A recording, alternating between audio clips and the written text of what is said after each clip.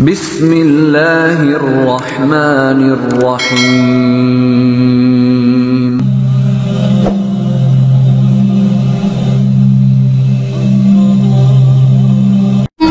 A'udzubillahi minasyaitonirrajim. Bismillahirrahmanirrahim. Assalamualaikum warahmatullahi wabarakatuh.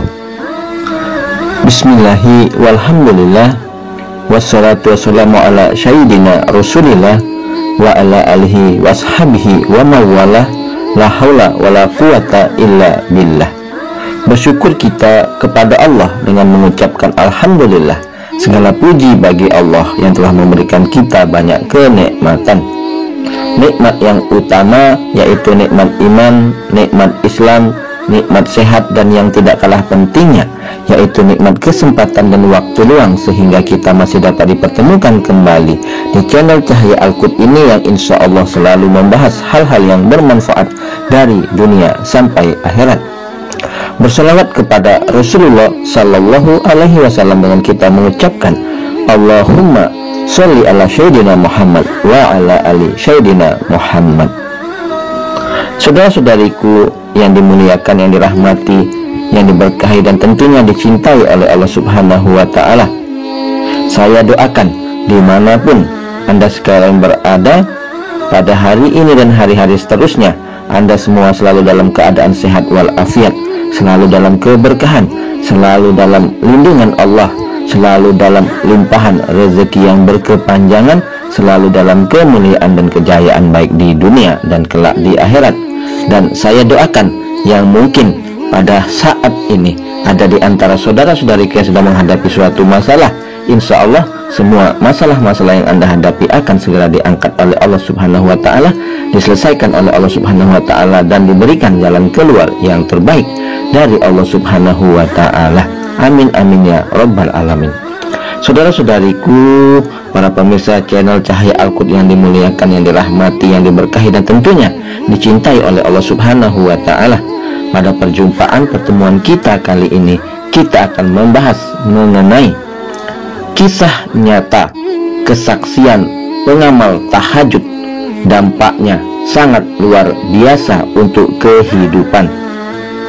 Kebiasaan Rasulullah Shallallahu Alaihi Wasallam melaksanakan sholat tahajud dapat dijadikan dasar hukum bahwa sholat tahajud adalah sholat sunnah yang dikerjakan setelah tidur beberapa saat di malam hari, kemudian bangun saat pertengahan malam hari. Sholat tahajud adalah waktu untuk berkomunikasi kepada Allah Subhanahu wa Ta'ala, di mana umat muslim dapat mencurahkan segala isi hati dan memohon pertolongan kepada Allah Subhanahu wa Ta'ala. Kedekatan antara Allah dan orang yang sholat tahajud niscaya dapat membuat hati dan pikiran menjadi lebih tenang dalam menghadapi kehidupan yang dinamis ini. Sebagaimana yang dijanjikan Allah, para mutahajidin akan mendapat derajat yang mulia di sisinya. Tidak sedikit orang yang telah merasakan dan membuktikannya keajaiban tahajud ini. Kehidupan mereka menjadi lebih baik, tentram, selalu memperoleh jalan keluar dan kemudahan dalam setiap permasalahan, bahkan mendapat keajaiban-keajaiban tertentu yang sulit ditangkap oleh nalar biasa.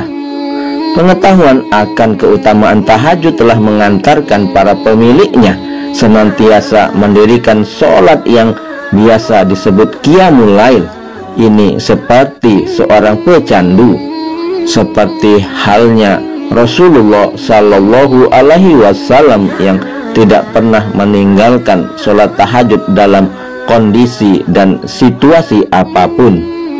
Kemudian sekian banyak kisah para pecandu, para pengamal tahajud ini telah menjadi suri tauladan dan tempat pembelajaran bagi yang lainnya. Bahkan sebagian dari kita telah berkonsultasi kepada pecandu pengamal tahajud karena didera masalah berat. Lalu solusi yang diberikannya ternyata hanya mendirikan sholat tahajud ini. Setelah itu apa yang terjadi? Tahajud telah menjadi pil ajaib yang menyembuhkan berbagai penyakit.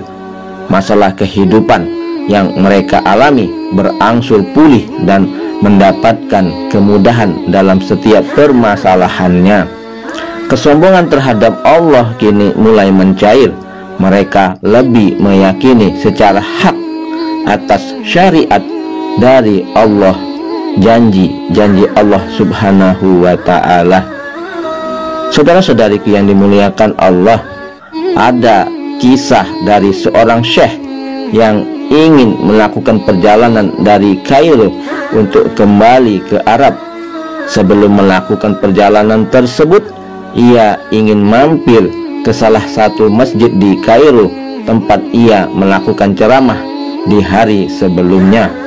Setibanya jam 2 malam, syekh itu menemukan orang di mihrab sujud sambil menangis. Dia merengek kepada Allah dalam sujudnya sampai syekh ini berkata, "Ya Allah, kabulkanlah permintaan orang ini," walaupun dia belum mengetahui apa yang diminta oleh orang tersebut. Selesai dia sholat, syekh itu mendekati dan berkata, "Masya Allah, doa apa ini luar biasa." Doa yang diikuti tangisan di sepertiga malam menjelang subuh. Allah turun ke langit bumi mengabulkan doa ini. Kemudian orang tersebut menjawab, "Demi Allah syekh, istri saya sekarang lagi dirawat di rumah sakit dan saya harus bayar 14.500 pounds Mesir. Kalau tidak dibayar, istri saya tidak bisa dioperasi." Syekh itu pun menyuruh orang tersebut untuk tetap melanjutkan doa dan menikmati sujudnya, karena Allah tidak akan menyia-nyiakan orang yang ikhlas meminta kepadanya.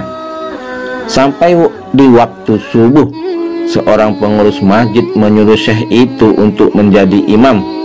Karena memakai mikrofon, maka suara syekh tersebut hingga terdengar sampai jauh keluar. Kemudian ada seorang pengusaha Mesir yang apartemennya dekat dengan masjid dan dia suka mengikuti kajian ceramahnya syekh ini. Keluarlah si pengusaha ini untuk sholat berjamaah di masjid. Begitu selesai sholat, pengusaha ini bilang, "Syekh, ahlan wa sahlan di Mesir. Saya salah satu penggemar Anda, Syekh. Syekh, saya mau minta tolong satu hal. Saya sudah hitung zakat uang di perusahaan saya. Saya harus alokasikan 14.500 pounds Mesir." Syekh pun menangis mendengar itu.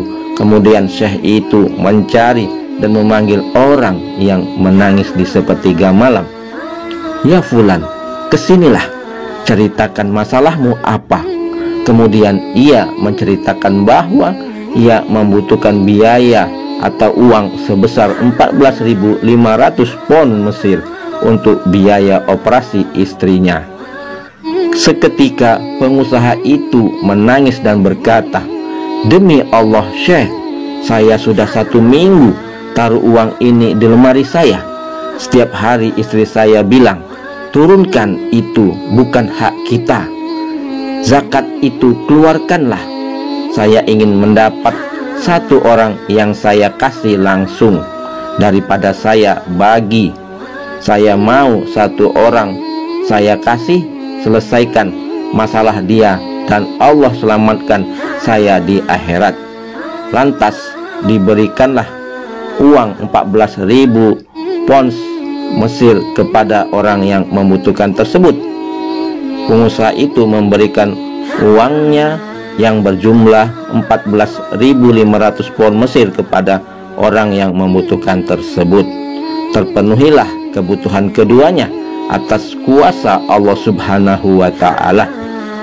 Nah, saudara-saudariku yang dimuliakan, yang dirahmati, yang diberkahi dan tentunya dicintai oleh Allah Subhanahu wa ta'ala, dari kisah tersebut dapat memberi pelajaran bagi kita untuk selalu bersabar dalam berdoa.